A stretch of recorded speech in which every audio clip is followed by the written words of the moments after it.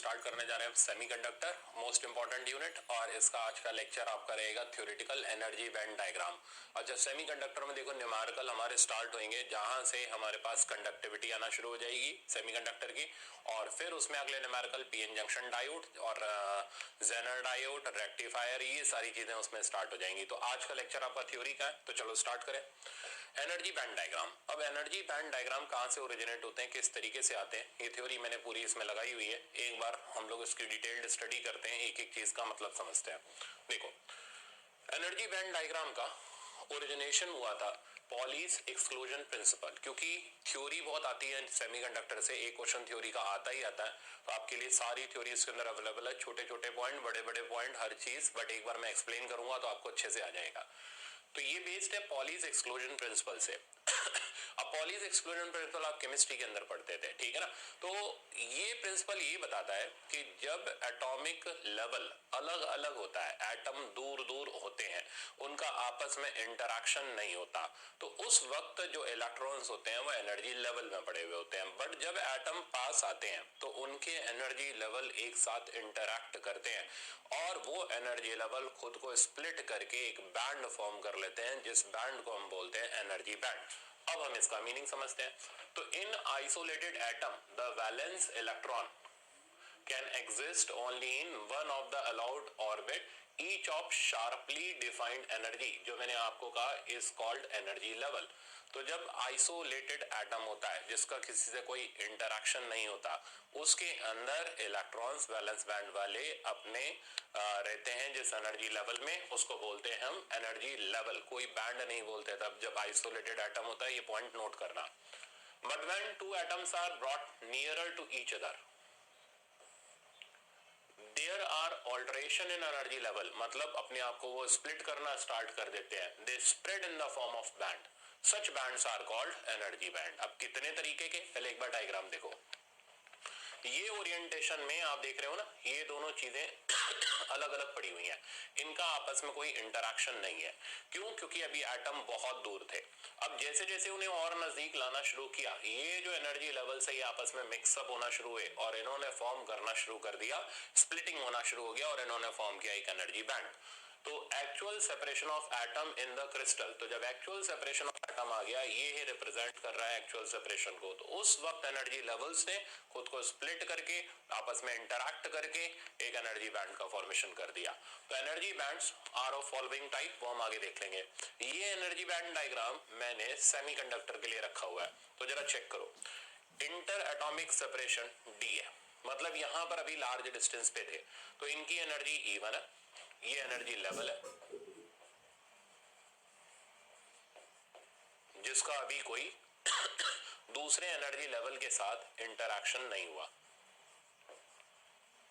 जब ये डिस्टेंस इतना पहुंचता है 2.35 एंगस्ट्रॉम, इस वक्त ये एनर्जी लेवल स्प्लिट करके अपने आप को ब्रेक कर लेते हैं। ये जो अपर पार्ट आप देख रहे हो इसको बोलते हैं कंडक्शन बैंड, और ये जो लोअर पार्ट आप देख रहे हो इसको बोलते हैं वैलेंस बैंड। ये क्या होते हैं मैं आगे समझाऊंगा। और इनके बीच का ये जो एनर्जी गैप देख रहे हो, ये जो आपको दिखाई दे रहा है, इस एनर्जी गैप को बोलते हैं forbidden energy gap. Valence band कौन होता है उसके बारे में डिटेल्ड रिसर्च आगे कर रहे हैं, और कंडक्शन बैंड कौन होता है इसके बारे में भी बात करते हैं। तो फिलहाल पहले इतना समझ आया, एनर्जी लेवल नाम का शब्द तब बोलेंगे जब एटम्स आइसोलेटेड होंगे, आपस में इंटरैक्ट नहीं करेंगे, और एनर्जी बैंड तब बोलेंगे जब उनका आपस में इंटरैक्शन होगा, सॉलिड स्टेट का फॉर्मेशन होगा, एटॉमिक लेवल आपस में इंटरैक्ट करेंगे, इंटर एटॉमिक सेपरेशन 2.535 एंगस्ट्रॉम के आसपास होगा। अब चलते हैं आगे। अब ये पूरी थ्योरी है वैलेंस बैंड, कंडक्शन बैंड और फॉरबिडन एनर्जी गैप के ऊपर। मीनिंग समझो। तो energy bands are of following type. पहला एनर्जी बैंड है वैलेंस बैंड। वैलेंस बैंड वो होता है जिसके अंदर वैलेंस शेल के इलेक्ट्रॉन आते हैं। वैलेंस शेल के इलेक्ट्रॉन कौन से होते हैं? वो इलेक्ट्रॉन जो बॉन्डिंग के अंदर पार्ट लेते हैं। तो बॉन्डिंग के अंदर जो इलेक्ट्रॉन पार्ट लेते हैं वो जिस बैंड में लाई करते हैं, जिन एनर्जी लेवल्स की स्प्लिटिंग के अंदर लाई करते हैं, उस बैंड को बोलते हैं वैलेंस बैंड। अब इसकी प्रॉपर्टीज यही है। तो energy band form by series of energy level containing valence electron is known as valence band. तो वैलेंस बैंड उसको बोलते हैं जिसके अंदर वैलेंस इलेक्ट्रॉन होते हैं। एट 0 केल्विन, 0 केल्विन पर किसी भी इलेक्ट्रॉन के पास कोई काइनेटिक एनर्जी नहीं होगी। क्यों? काइनेटिक एनर्जी का फॉर्मूला कितना होता है हमारा 3/2 kT। जब टेम्परेचर हमने एब्सोल्यूट जीरो कर दिया तो उस वक्त काइनेटिक एनर्जी जीरो हो जाएगी। तो at 0 kelvin the electron fills the energy level in valence band starting from lowest one. तो 0 केल्विन पर हमें जब एनर्जी नहीं होगी तो फिर लोएस्ट एनर्जी से कैसे भाई एनर्जी काइनेटिक नहीं होगी, पोटेंशियल तो होगी ना, तो फिर पोटेंशियल एनर्जी जिसकी ज्यादा होती चली जाएगी वो बाद में आएगा, जिसकी कम होगी वो पहले आता चला जाएगा। समझिए इंक्रीजिंग ऑर्डर ऑफ एनर्जी के हिसाब से जैसा हम लोग फिलिंग करते हैं उसके हिसाब से फिलिंग होना शुरू हो जाती है वैलेंस बैंड के अंदर। This band is always full fill by electron. इसके अंदर हमेशा इलेक्ट्रॉन्स रहते हैं, या तो कंप्लीटली फिल्ड होगा या पार्शियली फिल्ड होगा। अब 0 केल्विन पर कैसा होगा, पूरी तरीके से फिल्ड होगा। अब आगे सुनो, this is the band of maximum energy. ये सबसे ज्यादा एनर्जी का बैंड होता है जिसके अंदर इलेक्ट्रॉन्स होते हैं। Electrons are not capable of gaining energy from any external electric field. इस बैंड के अंदर इलेक्ट्रॉन एक्सटर्नल फील्ड से एनर्जी गेन नहीं करते क्योंकि वो वैलेंस शेल के इलेक्ट्रॉन्स होते हैं, बॉन्डिंग के अंदर पार्ट ले चुके होते हैं। अच्छा, no flow of current due to such electron. कोई करंट इन इलेक्ट्रॉन्स की वजह से फ्लो नहीं करता। क्यों, फ्री नहीं होते बेचारे, तो कहां से फ्लो करेगा। करंट तो होता क्या है, rate of flow of charge. Flow वही करेगा जो फ्री होगा, फ्री वही होगा जो बॉन्डिंग में पार्ट नहीं लेगा। तो क्योंकि ये बॉन्डिंग में पार्ट ले चुके होते हैं इसलिए इनकी वजह से कोई करंट फ्लो नहीं करता। आगे, the highest energy level which can be occupied by electron in valence band at 0 Kelvin is called Fermi level। तो वैलेंस बैंड के अंदर, जैसे मान लो ये वैलेंस बैंड है, वैलेंस बैंड के अंदर इलेक्ट्रॉन्स की फिलिंग ये मैंने करी इंक्रीजिंग एनर्जी के हिसाब से। अब ये जो सबसे टॉप मोस्ट आ रहा है इस लेवल को हम बोलते हैं फर्मी लेवल। तो फर्मी लेवल के इलेक्ट्रॉन वो इलेक्ट्रॉन्स होते हैं जिनके पास वैलेंस बैंड में मैक्सिमम एनर्जी होती है। ये यहां पर क्लासिफाई किया गया। इस रिजल्ट को आप याद रखना कि 0 केल्विन पर वैलेंस बैंड में मैक्सिमम एनर्जी लेवल जो कहलाता है उसको बोलते हैं हम फर्मी लेवल। अब आगे की कहानी इस प्रकार है। अगला बैंड आता है कंडक्शन बैंड। इसकी प्रॉपर्टीज ये है, कंडक्शन बैंड होता है the higher energy level band is called conduction band. तो वैलेंस बैंड के ऊपर जो खाली एनर्जी लेवल्स बचे हुए होते हैं उस बैंड को हम बोलते हैं conduction band. Okay, it is also called, ये यहां पर आ ही गया, empty band of minimum energy. This band is partially filled by the electrons. तो ये बैंड पार्शियली फिल्ड होता है या फिर कंप्लीटली अनफिल्ड होता है। 0 केल्विन पर पूरी तरह खाली होता है और जैसे टेम्परेचर बढ़ता है पार्शियली फिल होना स्टार्ट होता है, वो हम आगे देख लेंगे। In this band, electron can gain energy from electric field। इस बैंड में अगर इलेक्ट्रॉन्स लाई करते हैं तो वो इलेक्ट्रॉन फ्री इलेक्ट्रॉन्स होते हैं क्योंकि वो बॉन्डिंग से निकल करके आ गए होते हैं। ऐसे इलेक्ट्रॉन एक्सटर्नल फील्ड लगाते ही QE की फोर्स के कारण डिस्प्लेस होना स्टार्ट हो जाएंगे और ऐसे इलेक्ट्रॉन्स की वजह से करंट का फ्लो करेगा। The electrons in conduction band are called free electron. देखोगे ना classify, they are able to move anywhere within the volume of the solid. Current flows due to such electron. तो अब दो बातें clear हो गई, valence band के electron की वजह से करंट नहीं आता पर कंडक्शन बैंड के इलेक्ट्रॉन्स की वजह से करंट आता है। वैलेंस बैंड के इलेक्ट्रॉन फ्री इलेक्ट्रॉन्स नहीं होते पर कंडक्शन बैंड के इलेक्ट्रॉन फ्री इलेक्ट्रॉन्स होते हैं। बैटरी लगाने पर, एक्सटर्नल फील्ड लगाने पर वैलेंस बैंड के इलेक्ट्रॉन को बैटरी नहीं ले जाएगी, सिर्फ कंडक्शन बैंड के इलेक्ट्रॉन के फ्लो को स्टार्ट करेगी। इतनी प्रॉपर्टी अब आपको क्लियर हो गई होगी। नेक्स्ट, अगली चीज आती है फॉरबिडन एनर्जी गैप। अब ये क्या होता है? फॉरबिडन एनर्जी गैप होता है energy gap between valence band and conduction band. तो ये जो देख रहे हो ना delta Eg, this delta Eg is called forbidden energy gap. अब फॉरबिडन एनर्जी गैप क्या होता है? The energy gap between conduction band and valence band. तो कंडक्शन बैंड की minimum energy minus valence band की मैक्सिमम एनर्जी, इन दोनों का difference ले लो तो हमें मिल जाएगा फॉरबिडन एनर्जी गैप। अच्छा, no free electron present in forbidden energy gap. इस गैप के अंदर कोई भी इलेक्ट्रॉन नहीं होता। क्यों? क्योंकि यहाँ कोई एनर्जी लेवल्स ही नहीं होते, या फिर ऐसा बोला जाए कोई बैंड ही नहीं होता। तो इलेक्ट्रॉन की फिलिंग सिर्फ वही हो सकती है जहां वो स्टेबिलिटी गेन कर सके। तो इलेक्ट्रॉन यहाँ तो मिलेंगे वैलेंस बैंड में या फिर मिलेंगे कंडक्शन बैंड में। वैलेंस बैंड में हो गए तो भाई फिर बॉन्डिंग इलेक्ट्रॉन हो गए, कंडक्शन बैंड में हो गए तो फिर वो फ्री इलेक्ट्रॉन हो गए। अब आगे, width of forbidden energy gap depends upon the nature of substance. ये प्रॉपर्टीज ध्यान से सीखना क्योंकि इनमें से थ्योरी आ गई तो और आपको पता नहीं है तो फिर 4 नंबर बेकार में जाएंगे। तो width of forbidden energy gap, इसकी चौड़ाई डिपेंड करती है नेचर ऑफ सब्सटेंस। जैसे कंडक्टर के ऊपर अलग तरीके से, सेमीकंडक्टर के ऊपर अलग, इंसुलेटर के लिए अलग होता है, वो आगे आ जाएगा। एज टेम्परेचर इंक्रीजेस, जैसे जैसे टेम्परेचर इंक्रीज करता है forbidden energy gap decreases very slightly. तो ये जो एनर्जी गैप होता है, इस एनर्जी गैप का कम होना स्टार्ट हो जाता है टेम्परेचर बढ़ने के साथ साथ, पर बहुत थोड़ा सा कम होता है। ये भी बेसिक प्रॉपर्टी आप याद रखना। Okay, next. अब ये कुछ प्रॉपर्टीज है जिसमें हम लोग एनर्जी बैंड डायग्राम के ऊपर इनकी बेसिक प्रॉपर्टीज को स्टडी करेंगे। इसमें तीन आ जाएंगे, अपना कंडक्टर, इंसुलेटर और सेमीकंडक्टर। चलो स्टार्ट करते हैं। तो पहला आता है इलेक्ट्रिकल कंडक्टिविटी। तो कंडक्टर्स की इलेक्ट्रिकल कंडक्टिविटी, भाई कंडक्टर होते कौन है पहले उसको क्लियर कर लो। कंडक्टर में कंडक्शन बैंड और वैलेंस बैंड एक दूसरे के ऊपर लाई करता है। 0 केल्विन पर सारे इलेक्ट्रॉन वैलेंस बैंड में भरे हुए होते हैं। जैसे ही टेम्परेचर राइज करता है इलेक्ट्रॉन मूव कर जाते हैं कहां मूव कर जाते हैं? कंडक्शन बैंड के अंदर। अब कंडक्शन बैंड के अंदर जैसे ही फ्री इलेक्ट्रॉन्स आ जाते हैं तो ये इलेक्ट्रिसिटी को कंडक्ट करना स्टार्ट कर देता है। क्योंकि कोई एनर्जी गैप नहीं होता, इसलिए इलेक्ट्रॉन बहुत आराम से इसके अंदर आ जाते हैं और ऐसे में इलेक्ट्रॉन का एक फ्लो स्टार्ट हो जाता है। तो कंडक्टर्स की इलेक्ट्रिकल कंडक्टिविटी बहुत हाई होती है।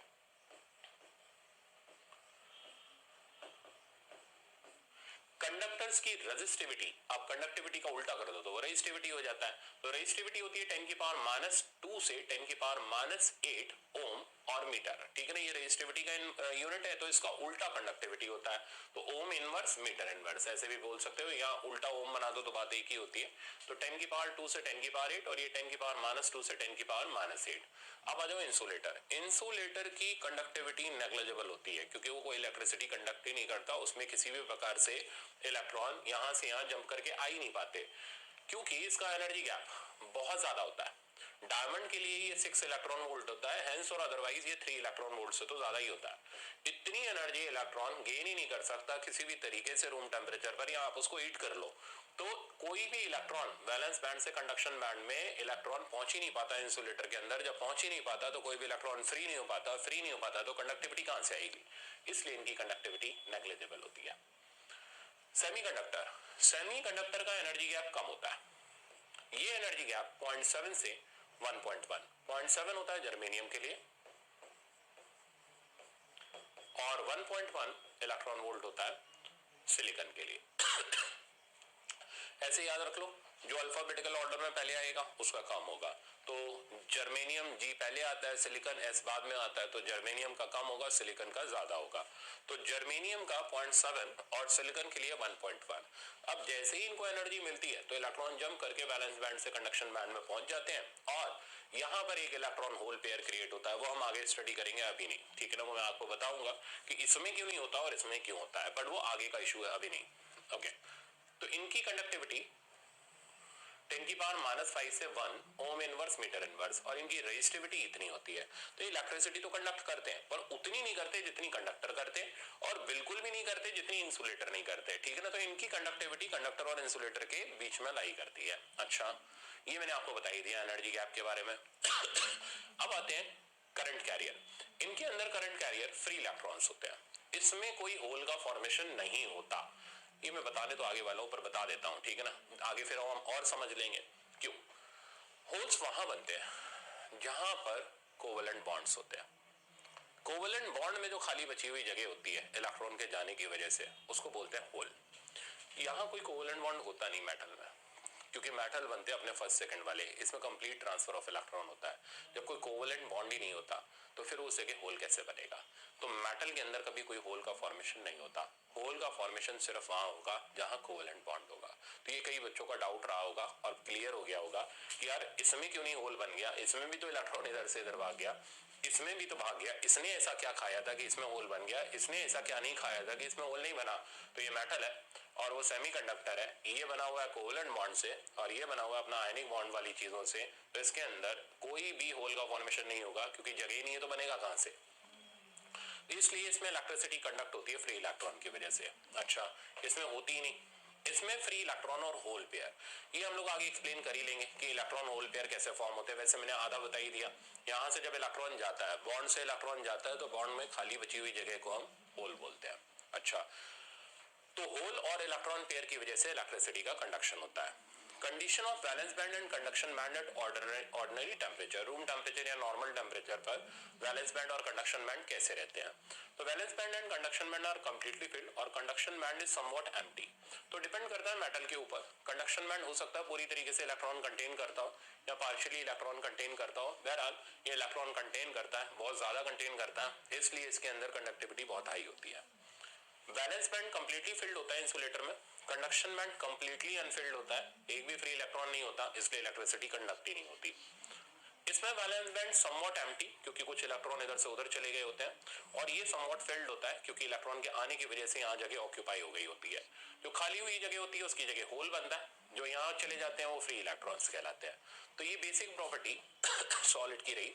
अब नेक्स्ट आगे देखो, कुछ छोटी मोटी प्रॉपर्टीज और बची हुई हैं, जैसे ये 7, 8, 9, 10, 11, 12, ठीक है ना, इनको हम लोग एक बार डिस्कस करते हैं।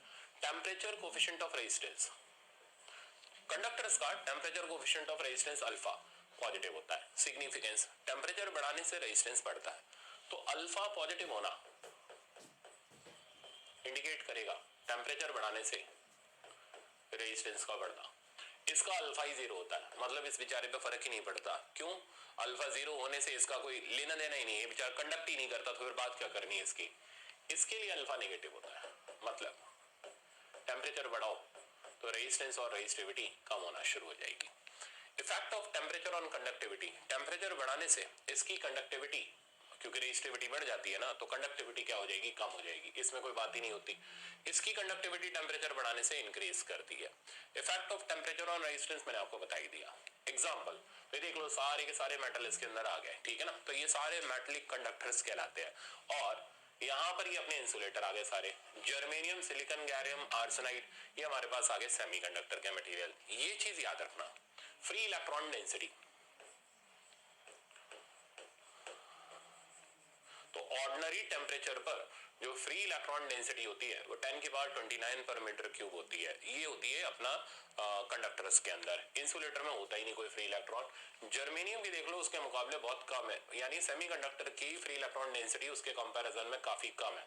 तो ये जो है फ्री इलेक्ट्रॉन डेंसिटी है, जो कंडक्शन बैंड में गए हुए इलेक्ट्रॉन्स हैं उनकी क्वांटिटी पर मीटर क्यूब में, तो 10 की पावर 19 पर मीटर क्यूब और 10 की पावर 16 पर मीटर क्यूब, तो काफी कम होती है। इसलिए प्योर सेमीकंडक्टर किसी काम का नहीं होता, वो कोई इलेक्ट्रिसिटी इतनी ज्यादा कंडक्ट नहीं कर पाता कि हम उसको किसी इलेक्ट्रॉनिक डिवाइस में यूज करें। इसलिए प्योर सेमीकंडक्टर को कभी इस्तेमाल भी नहीं किया जाता, इम्प्योरिटीज का उसके अंदर मिक्सिंग किया जाता है।